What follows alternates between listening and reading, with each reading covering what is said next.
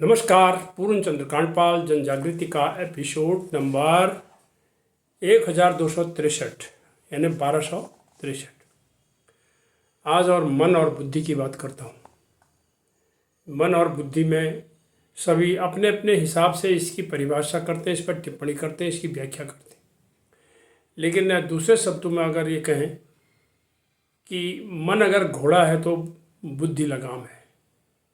घोड़ा सब जानते हैं, घोड़ा उसको अगर कंट्रोल करना है तो उसकी होती है लगाम। लगाम वो जो मुंह पर उसके लगाई जाती है, जिसको पकड़ के उसको नियंत्रित किया जाता है, कंट्रोल किया जाता है।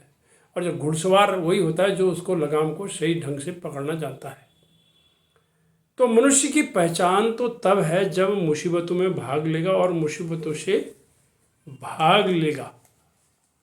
अब आप देखो, दो बातें कही मैंने, मुसीबतों में भाग लेगा, मुसीबतों से भाग लेगा। अरे मुसीबत आएगी तो उसमें भाग लो, उसमें उसको झेलो। ये मुसीबतों में भाग लो, और अगर डर गए तो मुसीबतों से भाग लो।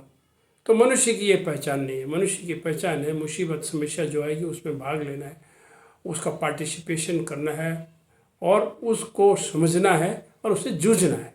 इसको कहते हैं भाग लेना। जैसे हम किसी प्रतियोगिता में भाग लेते हैं। और से भाग लेना, मुसीबतों से भाग लिया, अरे यार मुसीबत आई, भाग गया, वहाँ से छोड़ के चला गया। तो ये जो है मन से सारा हिसाब होता है। और बुद्धि की जो लगाम लगाओगे तो मन कंट्रोल में आएगा। मैं अब इन दोनों में मैंने आपको समझा दिया अर्थ। तो मुसीबतों से भाग लेने का मतलब है झेलो हिम्मत से, डटकर और जमकर। और मुसीबतों से भाग लो का मतलब है डर कर हाथ खड़े कर दो। ये अर्थ हो गया। जो डरेगा वो कुछ भी नहीं कर सकता है, ये आप अच्छी तरह से जानते हैं। मैं डर पर कई एपिसोड पहले भी कर चुका हूँ। हमारा मन बड़ा चंचल है, हिम्मत भी बंधाता है और हमें डराता भी है।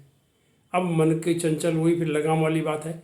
उसको आप उसकी चंचलता को अगर आप नियंत्रित करना चाहते हैं तो आपको हिम्मत बांधनी पड़ेगी।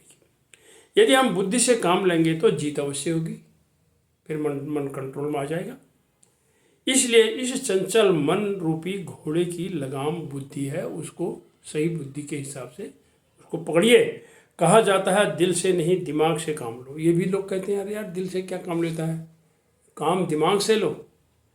यह भी कहा गया है कि बुद्धिश्य बलं तस्य निर्बुद्धिस्तु कुतो बलम। ये भी लिखा एक सूक्ति है। ये जिसके पास बुद्धि है उसी के पास बल है, जिसके पास बुद्धि नहीं है वो मन से काम लेगा, वो उसके पास कोई बल नहीं है, वो क्षीण हो जाएगा।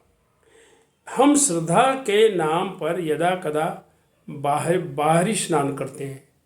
अब आई बात पर, इस पर एक और उदाहरण देते हैं। हाँ जी, श्रद्धा के नाम है, चलो जी नहा के आ जाते हैं, पाप कट जाएंगे। ये हमें बता दिया गया है ना, ये हमें बताया गया है कि ऐसा करने से ऐसा होगा, ये जबकि गलत है। ये गलत है, नहीं है, ऐसा नहीं है। पाप ऐसे नहीं कटेंगे, पाप कटेंगे प्रायश्चित करने से और पाप की पुनरावृत्ति न करने से। देखा देखी हम डुबकी लगा आते हैं, डुबकी लगते ही स्वयं को पवित्र समझने लग गए। हम महाराज जी वहाँ से आए पाँव छू लो, सब कुछ कर लो, प्रणाम कर लो, ठीक है जो भी करो, लेकिन नहीं, फिर सभी ने वहाँ पाप काटे, उसी में पाप कटे पानी में आपने नहाए। इसकी व्याख्या करेंगे तो बड़ी बात निकल आएगी आगे जाकर। हम इस बाहरी स्नान से नदियों को गंदा करके चले आते हैं। सच्चाई देखिए आप, जो लोग कुंभ में गए हैं, जो लोग गए हैं बागेश्वर उत्तरायणी मेले में गए हैं, या जो हरिद्वार गए हैं, और सब देख के आए, हरि की पैड़ी की हालत को देख करके आए होंगे। और मैं भी जो है प्रयागराज में 4 बार गया, लेकिन उस दिन कुंभ नहीं था, कोई मेला नहीं था। मैं ऐसे दिन गया जिस दिन वहाँ कोई नहीं था, स्वच्छ था वहाँ, उस दिन गया मैं। तो हमने आंतरिक स्नान करना चाहिए, अपने मन से सोचना चाहिए, बुद्धि से काम हम इस चीज़ को समझना चाहिए। मन का मैल तो मन में तो मैल जमा ही रहेगा, मन का मैल इससे नहीं कटेगा।